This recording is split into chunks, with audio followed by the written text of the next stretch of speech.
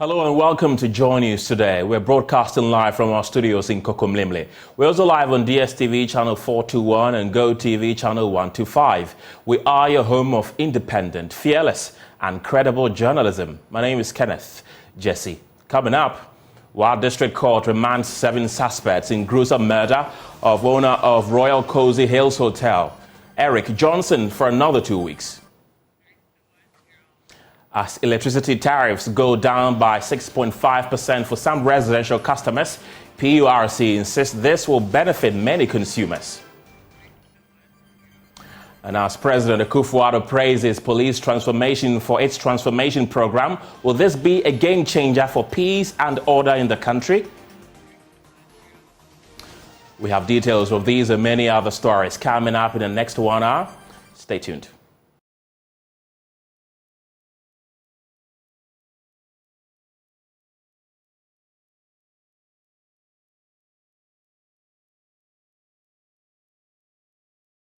Hello again. Let's begin from here as the Public Utilities Regulatory Commission has reduced marginally the electricity tariff for residential consumers, but no change in the prices paid by lifeline consumers. PURC says the tariffs have been reduced by 6.5%.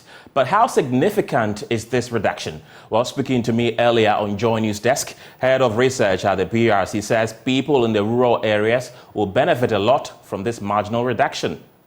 The quarterly tariff reviews are hinged on 4 indicators. Basically, the exchange rate, the inflation, the generation mix, and the fuel price. Okay. The last time when we did the tariff, the exchange rate, and if you look at the generation mix, we used 32% for hydro and then 68% for thermal. Now, this time around, we're using 35% hydro and 65% thermal.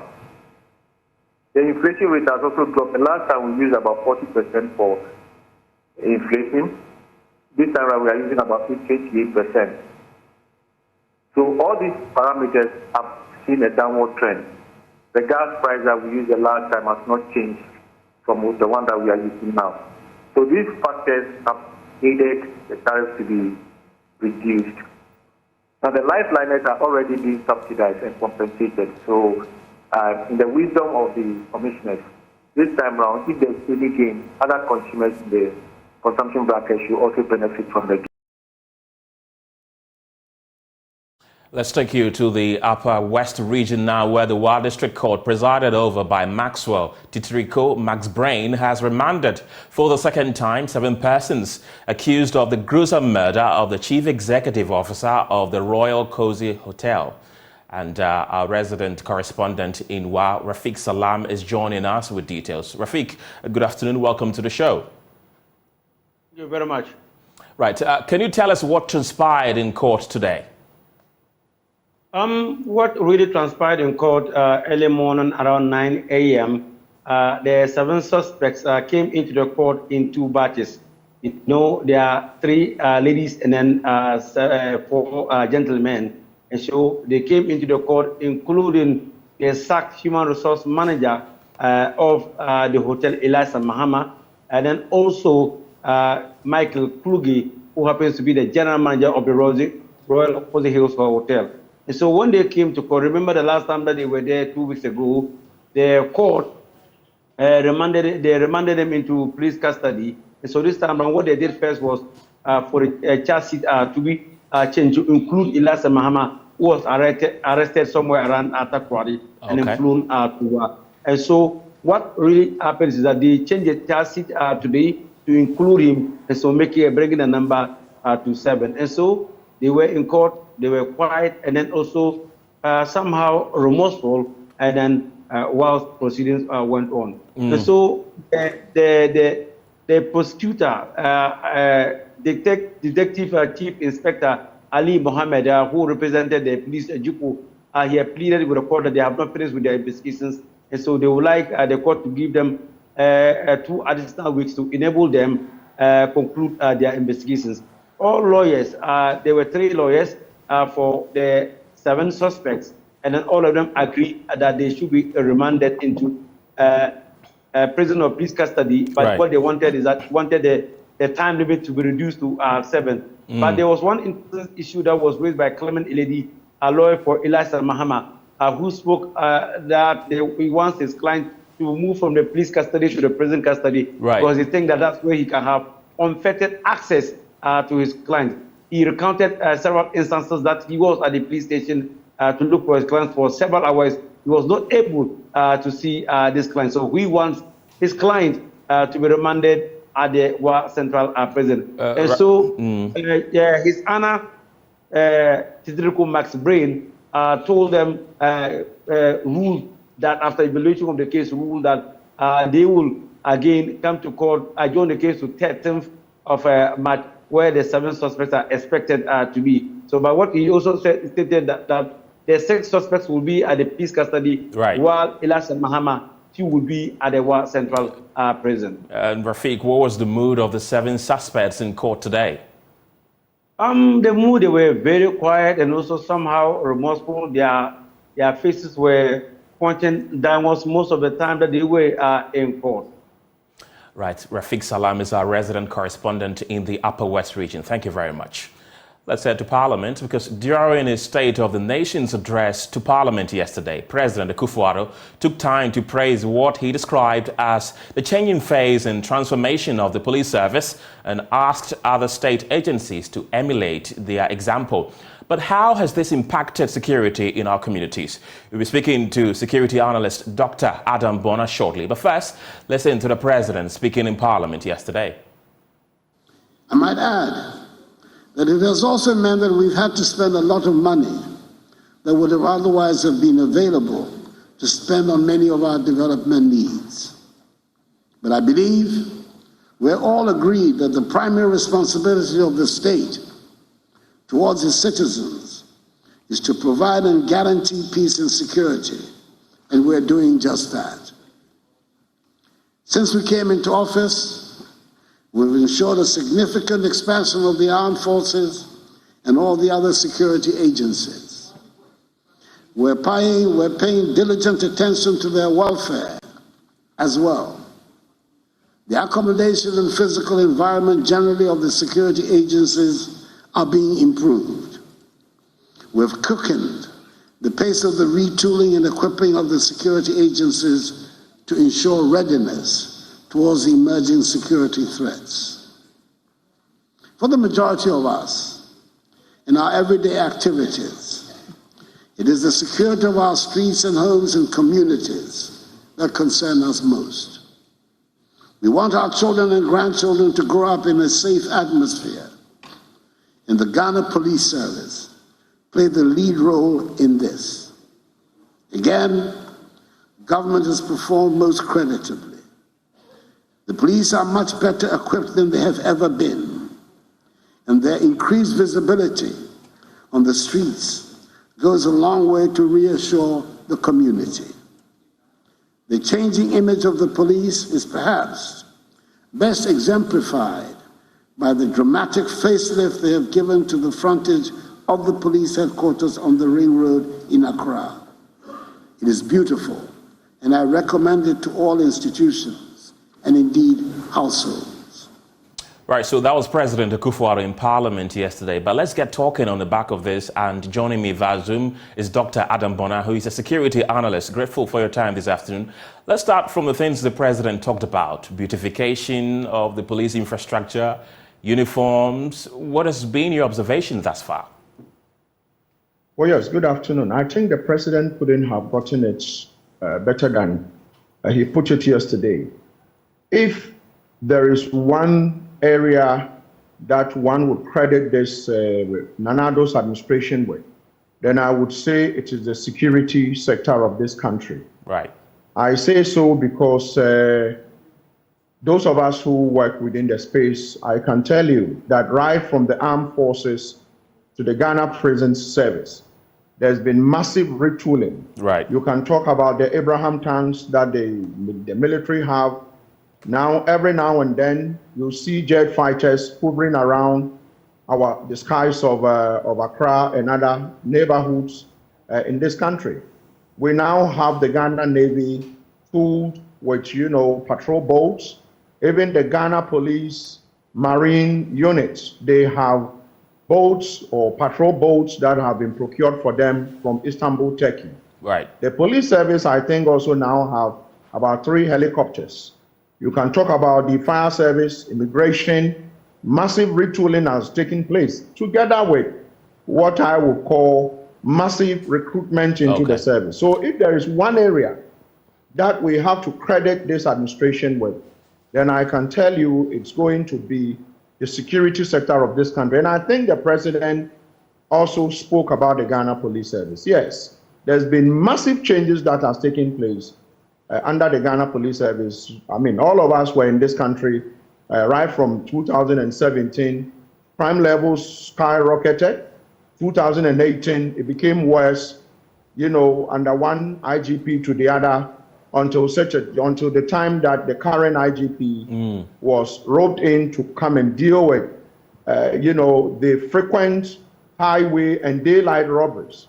And he's dealt with them. Now the police, they've moved from 2, formed police units to about 145 formed police units. Right. And so as far as some of us are concerned, yes, they've done well. So if I understand you clearly, you're happy with it, and it has had a positive impact on policing and maintenance of peace and order in the country. But how is this going to be spread across the other security agencies in the country?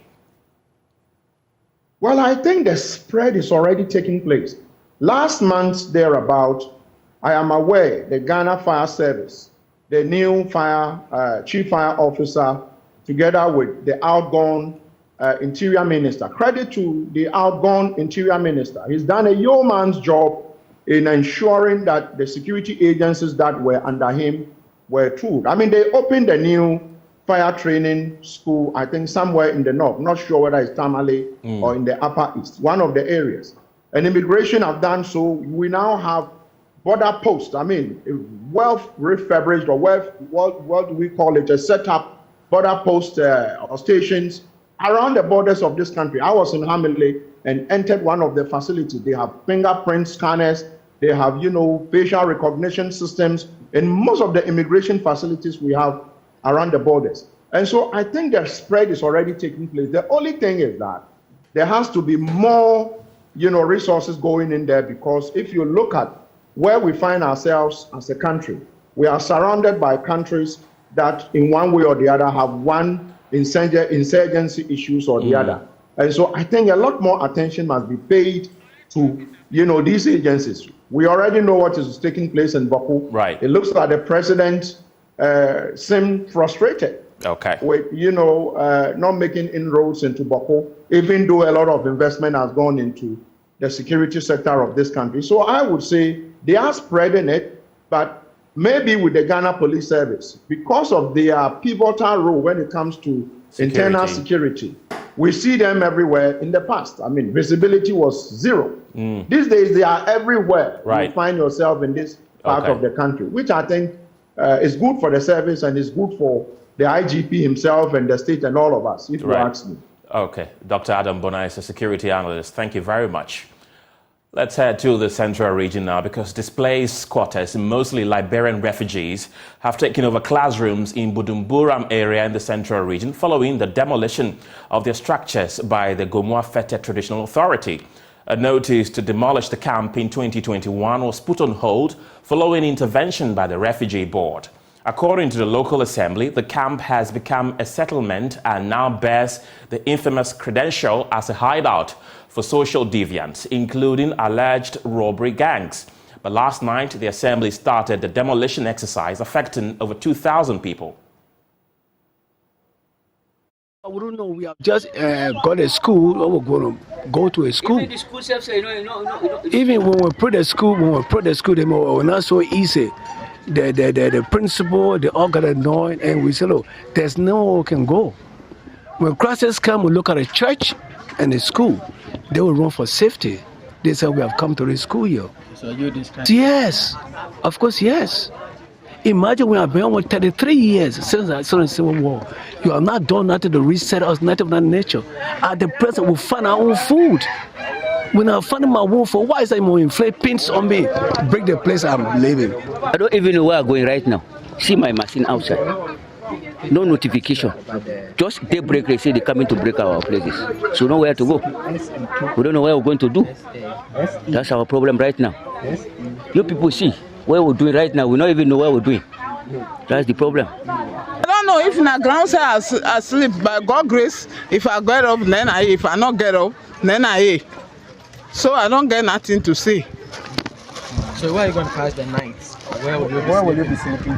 Now the one I talking say, I don't know if na ground asleep, God make I wake up, then I, if I not wake up, I tell God thank you. Because I don't know how to say. Meanwhile, the DC for Guma East, Solomon Dakokwam, says they are yet to decide on a temporary shelter for the displaced quarters because the demolition was done under the instructions of the Regional Security Council. He spoke to me a while ago. What is going on currently is not from the assembly. You will recall a week or so ago, some chiefs, Pete and Budumbram, suddenly came up in a press conference expressing their dissatisfaction and disappointment in myself and my assembly and virtually everybody for deceiving them since the last 3 years that we're going to do that demolition and for which we have failed. And so they said that they were going to carry on themselves. And therefore, they don't want any of us to even intervene. So that was it. All I can say for now is that, indeed, the matter is above me, so it's currently at the Regional Security Council. Yesterday, we held another meeting on it, and today, too, we are going. Indeed, they have shown invitation to the chief in question to as it were, halt whatever they are doing away and come for some roundtable discussion this afternoon by 2 o'clock. So I'm sure by close of today I can have some definite something to tell you. Because what is going on there is not an exercise by the assembly. So of course I couldn't have prearranged any such place for them. In the third part of our series on the struggles of the National Health Insurance Scheme, we take you to the Bono East region where some subscribers of the scheme are lamenting how they are compelled to pay for almost every service rendered them. The situation, the subscribers say, has dashed their hopes in the scheme many thought would help alleviate their suffering. Anas Abid has today's feature from the Bono East region. It's really sad to see that the policy has ended up this way. Because I can't remember those days. We used even to criticize the policy in a way that, when people go for labor, they don't pay anything. And somewhere along the line, we're even criticizing that there will be high dependency ratio because of that. So the poor were really benefiting at the initial stage of it. But today, it is no more like that. I can say most poor people die accidentally because they cannot patronize certain things. Naomi Dia was a subscriber of the NHIS policy before she decided to opt out. She recounts how some hospital administrators in the Pro East district keyed in drugs covered by the scheme only for her to be told to buy the medicine from outside the facility. I experienced something like that in precisely Yeji, but I wouldn't mention the name of the hospital. They queue in, all right, but the prescription was given to me at the store to go out and buy the drug. So in this way, are you not duping the state? It goes back into individual pockets. This gentleman here who asked to be interviewed on anonymity says the scheme is worse off today as subscribers of the NHIA are made to pay for almost every service provided by the various health facilities. Oh, I think it's getting bad because the last time I visited the hospital, they asked me to even pay for the card they gave me because it was my first time going to the hospital, that hospital. and they asked me to pay for the card, and which I think that one is free always. But I was shocked when they asked me to pay for the card before even seeing the doctor. So I think it's getting worse. Mariam Alassan's kid brother is currently on admission at one of the private hospitals in Tichiman.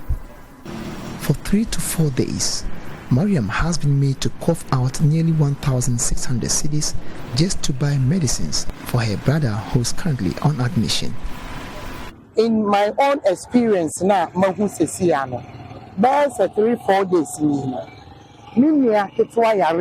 the past 4 days, I have a brother currently on admission, and insurance cannot cover a lab of even 15 Ghana cedis. So far, 4 days, almost 6 So far, we've spent almost 1,600 Ghana cedis. They'll ask you to go for medications, and when you get to the pharmacy, they will redirect you to the cashier, and if you don't pay, they won't attend to you. The situation, according to Mariam, is leading to the death of many, particularly the poor, who cannot afford to pay for quality health care. Today, if you go to the hospital and you have no money on you, that means you are going back home to die. But what could be the major contributing factors to the recent underperformance of the NHIS? Some are of the view that corruption on the part of the various health facilities is largely to blame. I think it's the health workers. That's what I will say, because the system is being corrupt. Everybody, when you get some opportunity, you want to use that opportunity to be a billionaire here in Ghana. So everybody should be blamed. That's what I think. I normally tell people that all Ghanaians are potential armed robbers. We are bound to dupe the state at any point in time. So I think our hospital administrators, the PROs of the policy, and there's some doctors in the state, they have rendered the policy irrelevant, and the policy has failed due to those people's behavior.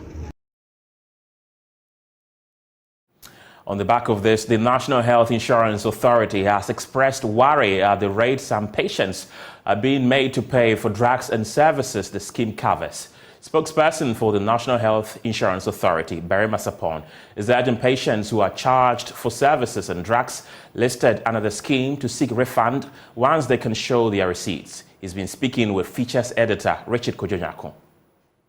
The medicines that are covered under NHIS, as well as the services, are being paid by NHIS. And hospitals are saying that we don't have.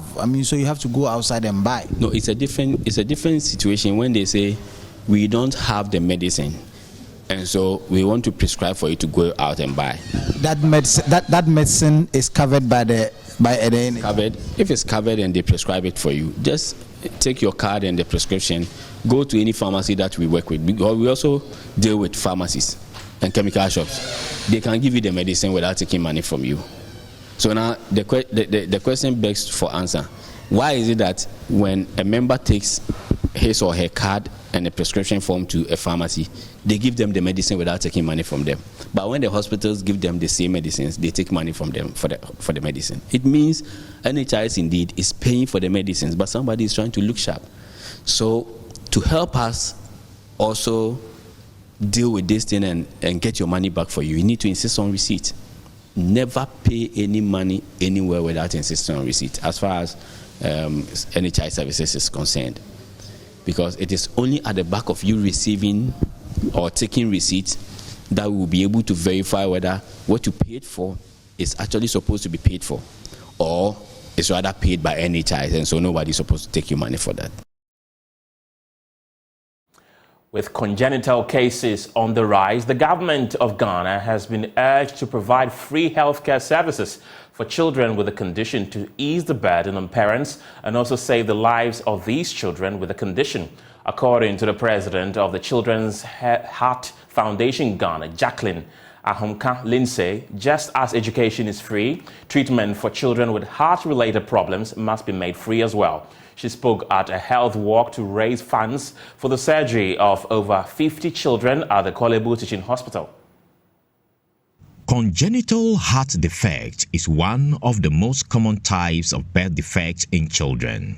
The condition presents abnormal heart rhythms, blue-tinted skin, shortness of breath, and swollen body tissue or organs, among others.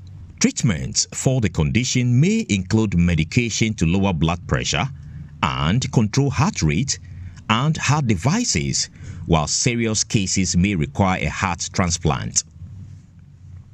In Ghana, however, the high cost of treatment leaves parents with children in such conditions in despair. President of the Children's Heart Foundation, Jacqueline Ahomka Lindsay, believes treatment for the condition should be subsidized. Just as we have free SHS and free children's education, healthcare is just as important, perhaps if not more important. Without health, they can't go to school. Okay, if they're not feeling well, they can't concentrate in school. First of all is your health. First of all is your life. And your life means your health. Then going to school. So for me, free medical care for children should be number one priority. Then we talk about free education as well. Or they should go hand in hand at the minimum. Like I said, we have 53 kids on our list. We need over $435,000 US. I can't even say what that is in Ghana cedis. The Children's Heart Foundation Ghana is a non-governmental organization focused on raising funds to support surgery for children with the condition. The health walk was aimed at raising funds for treatment for over 50 children at the Kolebu Teaching Hospital and also to raise awareness of the condition. Karen Hendrickson is the trustee in charge of public relations for the foundation. I am happy to do my part because I have seen firsthand the anguish and the pain in a parent's face when their child is sick and they know the treatment, but the money is just out of their reach. They just can't get it. It's like asking them to go to the moon and come back. And even though they know that if they could get the money, the child will be fine, but they just can't get it. Dr. Kushali Ganatra did her clinical attachment with the National Cardiothoracic Center at the Kolebu Teaching Hospital.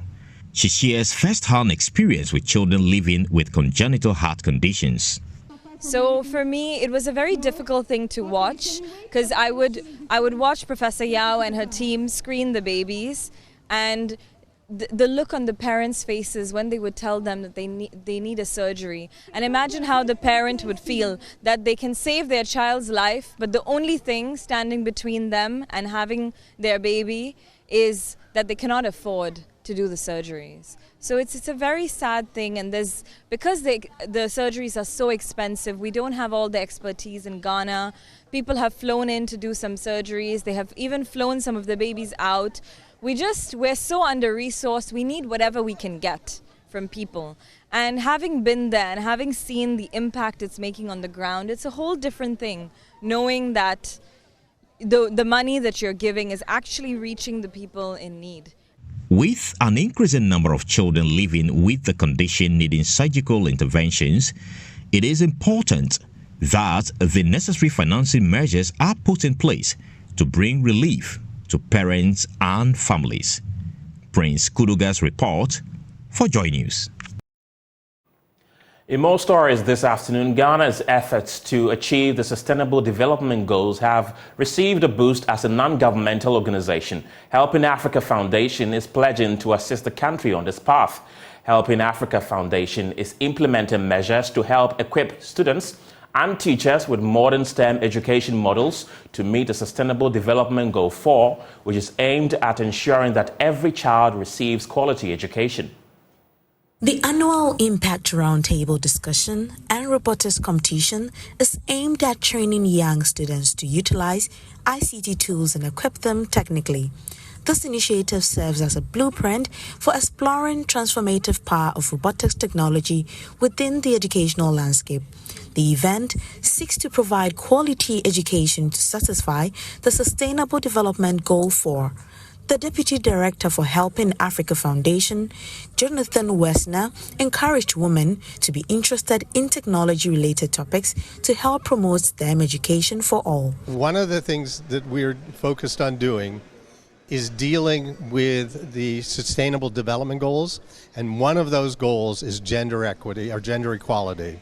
And we are very sensitive to the fact that we want to make sure that our students, that there's a balance, a gender balance in our students that are utilizing the labs, but not only in the students, but in the teachers and then in the members of the community that are participating as stakeholders in each of these individual centers. So we're very, very sensitive about gender equity. The roundtable discussion addressed some technological challenges faced by students when utilizing ICT tools. It also highlighted some measures the foundation is taking in collaboration with Education Ministry to offer a comprehensive STEM education for all. Nana Chemfi Ejabo is the Executive Director of the Center for National Distance Learning and Open Schooling. He's confident no school child will be left out in this effort.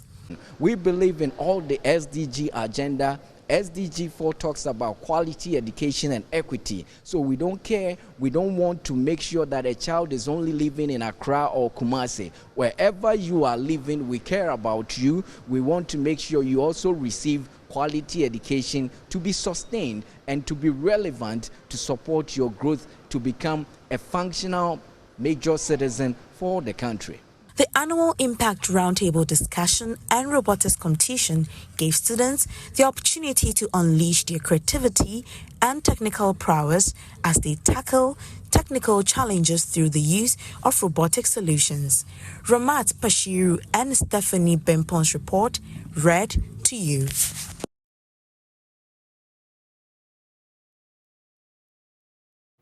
Return from the break with the latest in business.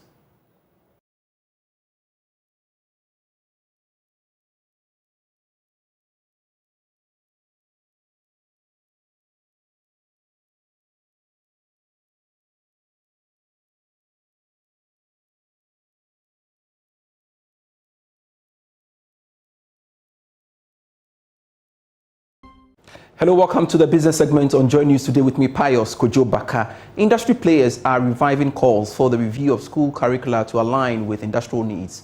This would be an avenue to create employment for graduates and enhance their skills to become entrepreneurs. The latest to add his voice to this is the Chief Executive of Leader Ghana, Engineer Lawrence Yao Ado. He spoke to Joy Business after addressing the annual general meeting of the Accra Technical University Alumni Association. More in this report. The current data on the unemployment situation in Ghana has revived the conversation on the role of academia in creating employment for the youth. Speaking to members of the Accra Technical University Alumni Association, Engineer Ado emphasized the importance of having technical universities aligned with the needs of industry. He told journalists that Ghana's unemployment situation will worsen since most of the courses at the various schools are outdated. The course curricula at the universities should be industry focused, that will get the students who will finish and not become Uber drivers or secretaries or selling on the street or doing Indomie. Most of the courses seems today to be outdated. They need to modify it. In the central region, they've discovered lithium or something. We can have a chair that they will line the sciences. How can we mine our own resources? To teach us how we can mine our own resources, how we can become self-sufficient and be a good engineering institution. Acting Vice Chancellor of the Accra Technical University, Professor Amevi Akakbovi, believes that a strong partnership between education and industry will go a long way to bridge the skills gap. I have a firm belief that the Alumni Association has a very big role to play when it comes to bridging the gap between academia and industry. Taking a clue from example at other places in the world, you see that the Alumni Association actually support the university in bringing the industry closer. They're able to bring, because they have acquired a lot of experiences in the industry, they're able to bring those projects, those challenges in the industry, they channel them through their department and their school, and they're able to convey, this partnership between the department and the school so that the industry now can bring their problem and the students solve them. So I think it's something we can leverage on in the future. The theme for this year's annual general meeting was enhancing the Accra Technical University brand, the role of the alumni. Finance Director of Guinness Ghana Breweries, Justin Molel, says the African Continental Free Trade Area will serve as a strategic opportunity to enhance its operations across the continent. In an interview, Joy Business hinted that the ratification of AFTA protocols will be critical for enhancing intra-border trade. He spoke on the sidelines of the Guinness Ghana Media Forum held in Accra. I think for us, AFTA brings so much opportunities. For business like ours, with operations in different parts of Africa. It's sort of really, once it's actually actualized, you would start seeing the benefits of free movement of people, goods, products across different parts of Africa. So we tend to source, currently we source some of ingredients and raw and packaging materials from different parts of Africa. I mean, we have sourcing options in Nigeria, Egypt, Morocco, South Africa, and some parts of other East African countries. But it requires a bit of some work that the Secretariat needs to formalize to be able to start enjoying some of these benefits that comes in with free movements of goods and services across board. At the moment for us it's really more about opportunities that it brings, which we're hoping once eventually the Secretariat has been able to put together and ratify some of these protocols with all these countries, we'll start seeing the benefits trickling into different businesses, not just here in Ghana but across different other countries in Africa. And that's all for business for now. I am Pius Kojo Baka. Dara will be at 1 p.m. with the marketplace. Sports is next.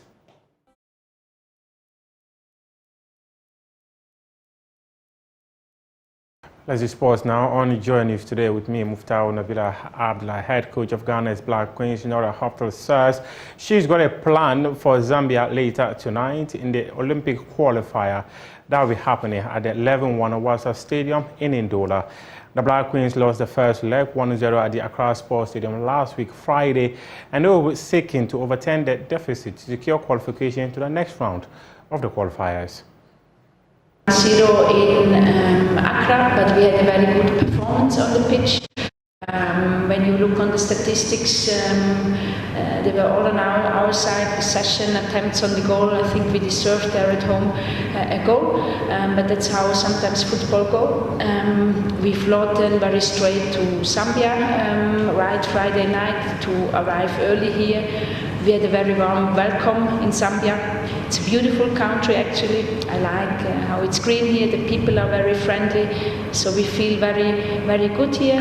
Had some good training sessions. Tonight we go in the stadium, and I heard that tomorrow it's going to be a packed stadium, so we like it, we like this crowd, and I hope it will be a big football game tomorrow evening for all of us. We already adapted in mid-time in Ghana and had better grip, so we also have some plans for tomorrow, you will see. But of course it's our approach to be stable in the game, and we need to score. We are aware of that, and you will see tomorrow on the pitch what our plans are. No, I feel like the team's good, the team's doing well. It wasn't complacent, they were focused, but you know football, it can go either way, so that's what happened. It would be amazing for the team to go Olympics. It's a big opportunity to show the world that Ghana can play football and just put ourselves on the map again. I'm adapting. I feel like I'm doing well, especially in training. That's the best way to adapt, just train and work hard with the girls, and hopefully I'll be on the same level or speed with the girls, and then we can play football together properly. In the next 9 days, about 54 countries will be competing for glory in this year's African Games. Ghana will be hosting the competition, which will have 29 sporting disciplines and about 8,000 athletes and officials assembling in Accra. President of the country, Nana Akufo-Addo, has revealed that it took courage for Ghana to continue their processes of hosting the Games despite the economic challenges the country went through. Speaker, it gives me great pleasure to report that all the preparations are ready for Ghana to welcome sportsmen and women from around the continent to participate in the 13th edition of the African Games. It seems incredible, but this is the first time that Ghana will be hosting these games. It's taken a lot of courage to have persisted with the decision to host the games, especially when our financial problem came in the midst of the preparations. But I am glad we went ahead. The preparations are all complete, and I was excited and very pleased with what I saw at Botima when I went to commission the Games Village some 2 weeks ago. We have high-class sporting facilities which will serve us well long after the Games are over. Some of the events will take place at the University of Ghana Sports Stadium. It is worth noting that this is a facility started under former President J.A. Kufuor and was abandoned by successor governments. I'm extremely proud that this project has been finished under my stewardship, not just because of the Games, but also because it has taken 75 years of existence for Legon, Ghana's premier university, to have a sports stadium. I urge all Ghanaians to make our visitors welcome and to patronize the Games and cheer on the participants. That's your sports for now. We do have more sports stories on myjoyonline.com. The show continues right after this. But that's it for the news this afternoon. My name is Kenneth Jesse. Thanks for watching. Bye for now.